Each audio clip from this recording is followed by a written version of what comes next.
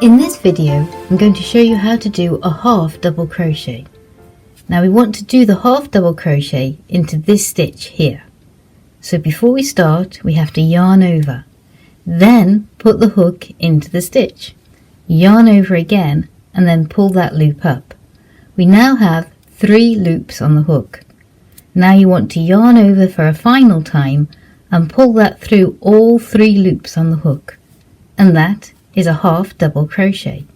Let's go through that one more time. Yarn over before we start, then into the stitch, yarn over and pull through. 3 loops on the hook. Now yarn over again and pull through all 3 loops. And that is a half double crochet.